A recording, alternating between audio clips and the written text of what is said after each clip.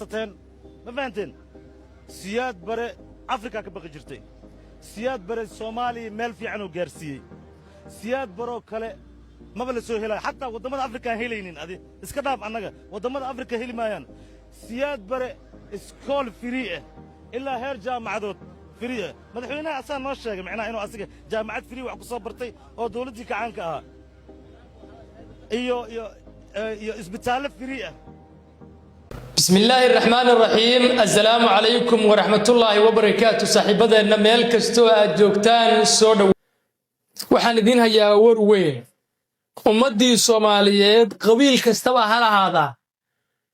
waxay ammaan huwinayaan u ducaynayaan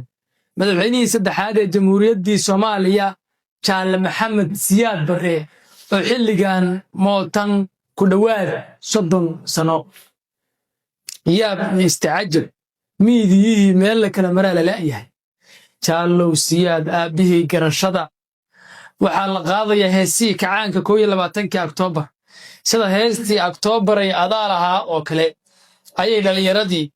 iyo miidiyihii kulli meel kasta waxaa qabsaday taageeradii militariga hogaankii militariga kacaankii ummadda Soomaaliyeed Jaale Maxamed Siyaad Barre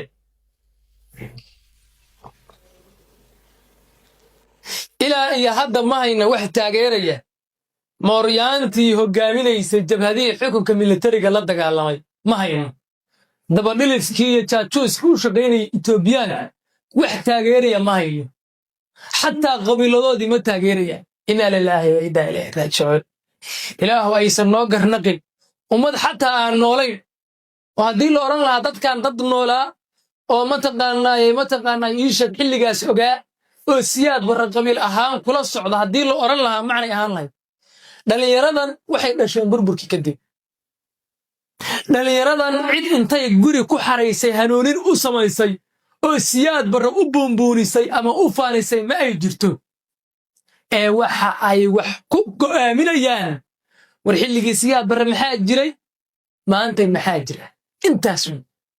markaas shabhadii mooryaanta ahaa iyo xukunka militariga waxaa u garnaqay shacabkii markaasay guushi waxay raacday dawladda militariga hogaamiyaasha jabhadaha waa la habaaraya inna lillahi wa inna ilayhi raaji'uun hogaamiyaasha jabhadaha waa la habaaraya Siyaad Barre ay la dagaalameen waa loo duceynayaa wala hawla wala quwwata illa billahi al-ali al-azim war muuqaalkan iga fogeeyo oo sharkireeyo laba qodob baan rabaa inaan ka hadlo qodob maxay tahay sababta ay shacabka Soomaaliyeed u amaanayaan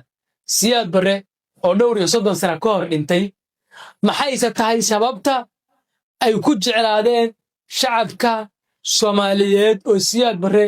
taageerada intaas leeg uu ku helay qodob labaadna waan rabaa inaan dul istaago waxaad aragteen dad markasta leh aad baan u necbahay dadkaas leema tuso macnaheedu markaan leema tuso ma aan shakhsiyadooda iyo qof ahaan inaan necbahay balse hadalladaasaan diidayo hadalladaas waxaan u diidayaana wax kale ma aha markaan su'aalaha hadda aan ku weydiinayo aan weydiiyo baysan iga jawaabin marka hadalkoodii waa nacay ee ma aha inaan dadkaas si kale u necbahay anigu waxaan ku jiraa dadka jecel dadka in la doodo qofka in mataqaanaa wuxuu rabo la waraysto loo jawaabo la isweydaarsado xogta haddii qof uu qaldan yahayna la qabto haddii uusan qaldanayna lagu raaco kooxdaas marka waxaan nacay hadalkooda markaa ka jawaabo ama su'aal aan weydiiyo baysan jawaab isiinayn ilaa way ceebaysan yihiin marka hadalladoodaas waan nacay su'aashaas waxay tahay Siyaad Barre waxa maanta wadanka ka socda oo dhan waa wuxuu abuuray Siyaad Barre waxa maanta wadanka ka socda oo dhan waa wuxuu abuuray inaan qodobkaas marka la dul istaagana waan rabaa iyo inaan tuso su'aalaha aan hadda idin weydiinay marka ka jawaabi waayaan waxaan u nacay doodooda dhammaantiin aad doontaasiteen horta intaan idin la wadaagay ummadii Soomaaliyeed sheekh iyo shariif qabiil kastaba haddaad oran lahayd Siyaad Barre mareexaan baa taageeraya iyo haddaad oran lahayd Siyaad Barre daarood way waxa buunbuunanaya qabiil baan idin tusay dadkan waa hawiye waa dad reer Muqdisho ah bal la arka fariimaha ay dirayaan maxamed sheekh xoolo ma bixi jirin maxamed sheekh lacag bixiya ma ahay guriga hontidii uu lahayo Soomaali way ogtahay guriga shaqaalaha uu lahay asaa bixiyey baardoodisha October ku yaalo muxuu ku yaalo waa bari asaa lahay labadaba kacaanka markuu dhaliyo dadka Soomaaliyeed ku sadaqaystay maxamed Siyaad waa laga yaabaa caa'iladiisa qaar kamid oo inay wax helaan laakiin maxamed Siyaad nin hanti abuurta ma ahayn garaadana hadda anigu uma baahan sababtoo aniga karyeerahan soo sameeyay karyeero oo buga ma ahayn أنا حفظي كرتدي إلهي أمر كيسيو أقونتي ده سركال كل نقدي دال كي كان هذا بروميشنا كوهلي دل عادها أنت دل عادو أنا هلا مد قبيل يوجاس يوزير باشي ده ولدي هل هبن مرتوق من غير الدولة دي قالها هذا نين كان وحلبان شار ساعدها وحي كجرا حلبان هذا السومالي لانه كجرا حلبوها يا وكان يسوق أمانة سياد بر إلى أركوان الإساق وأبرج على والله نكا سنين صومالي بوها مركو هوري أنا نكا نين آد صومالي عقل قوم بالغا حدي مركي دنبه نين صومالي بوها صومال فهمي دالك أنا عادي وحو تري دالك مركو خفصدي بابا بوها صومالي وحاسو ورشدة وحاسو نسمة وحاسو عيدنا وحاسو نتقاسمي لكن ما كده مسوق halkaas marka waxaan ku jabinayaa dooda dad kale daarood baa boonboonanaya doodaas waa jaban tahay kuwan soo isaaqaya wiya ma ah digal iyo mirifle iyo dadka kale ee daaroodka kalena faraha ka qaadaba waxa taageersan waa iyaga halkaas ilib waxaan rabaa inaan idin la wadaago maxay tahay sababta xilligan dadka Soomaaliyeed ay ku jeclaadeen Siyaad Barre qodobkan horta ugu muhiimsan waa inay dadka Soomaaliyeed arkeen xukunkii Siyaad Barre markuu dalka ka talinayay say ummadda Soomaaliyeed ahayd iyo sharaftii ay lahayd iyo 34 sano kadib wixii bedelay waxay dhaleen ama natiijadii ay dhaleen taasi waa qodobka ugu muhiimsan ee dadka Soomaaliyeed xilligan mucaarad iyo muxaafadba ay ku taageerayaan Siyaad Barre Allahu naxariista Cabdullaahi Yuusuf Axmed waxa laga sheegay in markii uu joogay Bagaati uu yiri haddaan ogaan lahaa in waxaan ay ku dambeynayso ama xaaladda Soomaaliya ay sidaa noqon doonto marnaba Siyaad Barre lama dagaaleen kamana hor imaadeen Cabdullaahi waa hogaamiyay ugu horeeyay haddii ugu horeysay hub ka qaadata ee la dagaalanta Siyaad Barre waana qofkii ugu horeeyay inqilaab ka fashilmay inqilaabkii dhicisoobay 1978 wuxuuna ka soo jeedaa reerkii Siyaad Barre inqilaabay ee xukunka ka tuuray Allahu naxariis Cabdi Ali Sharmaake waa nin majartana Maxamuud Saleymaan isagii baa wuxuu leeyahay haddaan ogaan lahaa in xaaladda Soomaaliya ay saan ku dambeynayso marnaba ma taqaanay mucaarad waa qadar baa dhacday haddaba dadka Soomaaliyeed qodobkaas ugu muhiimsan waxa horta Allah marka yu dhan Siyaad Barre wuxuu kala gitay yu dhan maxaad keentay dawlad la'aan bay maanta haddiiba ay leedahay dawladdaas way xumay oo kaligii talis ma yahay war maanta intii ay qabanaysay dawladdaas ma isiisay shacabka su'aal saas u gardhiganayaan markaas yaw meesha ma taal waa inaad qirtid ninka ragga libintiisa u qirtid shacabka Soomaaliyeed qodobkaas ugu muhiimsan qodobka labaad waa wadaniyadda Siyaad Barre nin wadani ah baa qodobka saddexaadna waxa weeye in Siyaad Barre markaasi uusan baahnayn uusan hal cariisho Soomaaliya ku lahayn uusan hantida ummadda boobay xukunka ha jeclaado oo qof kasta xukunka waa jecel yahay ama inuu taliyo laakiinse wadanina waa ahaa inuu wax boobo hantida ummadda dhacana ma rabina hantidiisa buu lacag isagu u leeyahay wuxuu ku bixinayay inuu ummadda wax u dhiso intaas dadka Soomaaliyeed u taageerayaan Siyaad Barre waa qodobka labaad waxa weeye dad baa waxay dhahaan iska soo jiraa markay fashilka 34 sano jirsaday ama 35 sano jirsaday ay waxba ka qaban waayaan oo ma taqaanay ay baroortaan oo ma taqaanay xaaladda wadanka ay waxba ka qaban waayaan inay marxuum 34 sano ka hor dhintay inay dhaleeceeyaan oo ay dhahaan hadda waxa xaalka maanta meesha uu marayo waa wuxuu isagu abuuray ama waxay ka dhasheen ficiladiisii dadkaas doodooda waa nibsadaa sababtaan u nibsanayana waa inaysan su'aalo jawaab u hayn su'aalaha aan weydiin doono war ilma adeerada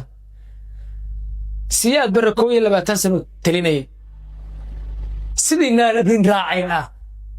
22 sanana nin wax qabtay buu ahaa wax waa ka qaldamay karaan waa bini aadan qofka bini aadanka khalad iyo sax waa ka dhici karaa wuxuu qalday wuxuu saxayba nin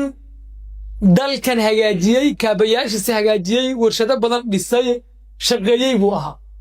su'aashaan ku weydiinayaa 22 sano siyaad barre talinay Soomaalidu dhaxalkiisi ilaa maanta way intifaacsataa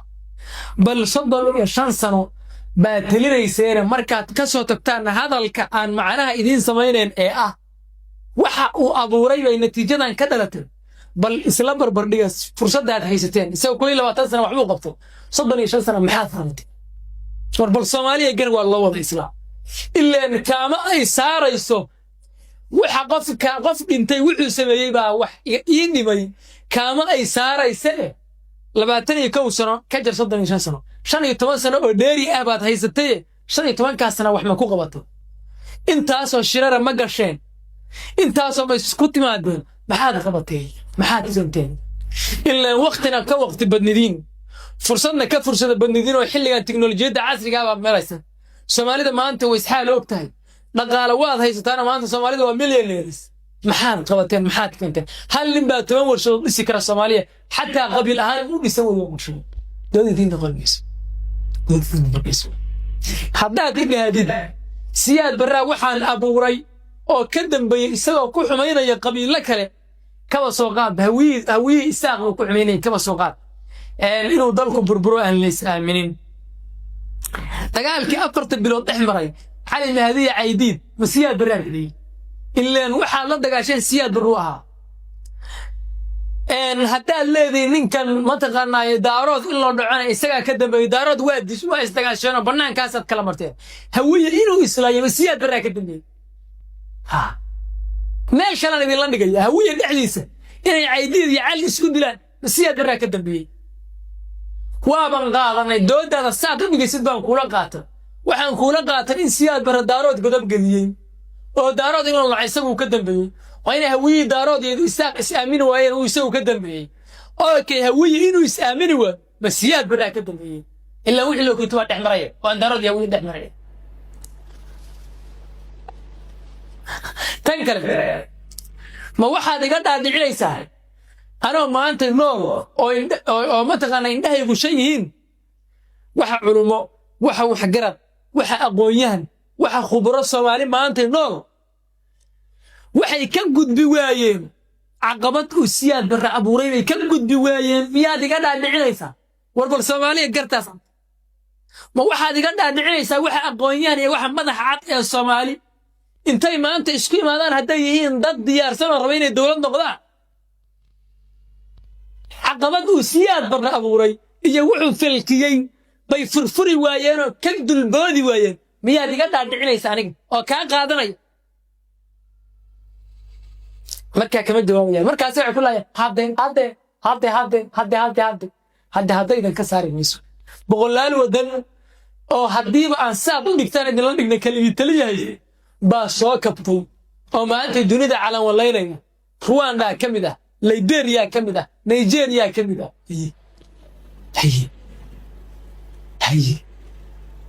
hay markay kuwaas kaliya taliyayaashooda waxa ma falkin laakiin siyaad barra baa anaga quful lagu xirtay qalbi inta Soomaalidu ku xireeyay ku sanka duuraystay furihiina waa la dhintay furihii waxa idin kala dhintay siyaad barra miya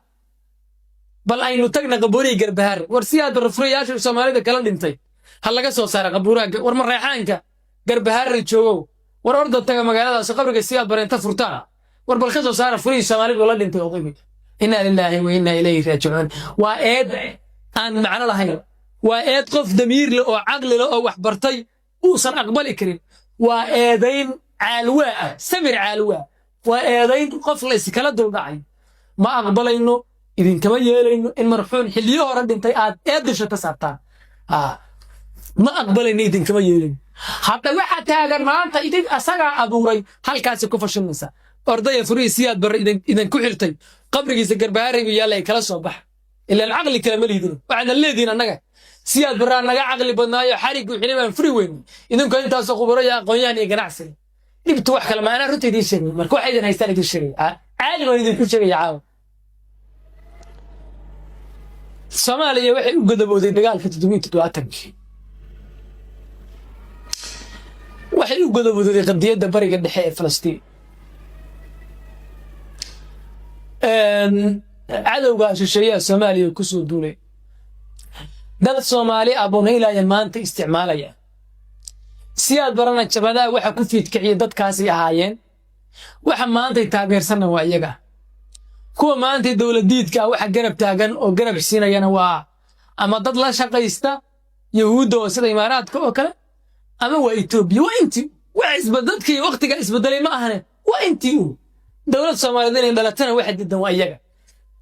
madabta ugu weyn meesha naga soo raacdayna waa qadiyadii Soomaali weyn ama Soomaali Greed inaan Soomaali weyn kaadsano baa dambiga ugu weyn naga raacay waxaan ku xadgudubnay shuruucii gaaladu ama reer Yurub iyo reer galbeedka ay Afrika ma taqaanay u sameeyeen ee ahaa 60 ay sameeyeen ee ahaa waa xuduudihii gumaysiga ee lagu xadgudbi karo khaladka aan galnay khalad ma ahayn dawladda sax ahayd laakiin si qaladka aan gaalada ka galnay waa shuruucii ay dhisteen ama ay jideeyeen baan waxaanu ka soo qaadnay wax been abuur oo ku tumay duulaankana saas uu nagu socdo Soomaalida ma taqaanay moodaya in markaasi maantay ay wax qabsan waayeen oo nin marxuum oo dhintay ma taqaanay ee dusha ka saarayana walaalayaal waxa idan isticmaalaya dadkii siyaad barada dagaalay ee remote ay ilaa maanta isticmaalaya ina dawlad dhisataan waxa idin diidan waa iyaga waayo shuruucdoodii baad ka hortimaadeen world laws wax la yiraahdaa jira shuruucda adduunka oo ay gaaladu sameysteen new world order shuruucda cusub ee caalamka wax la yiraahdaa ka hortimaadeen waxay gaalada dhegsatay khariidada ay degsadeen baad ku tumateen godob baan la idin qaad waa la idin godobeeyay dulmiga ka taagan bariga dhexe iyo qadiyadeedana Soomaalidu iyo siyaad baran si adag bay u taageereen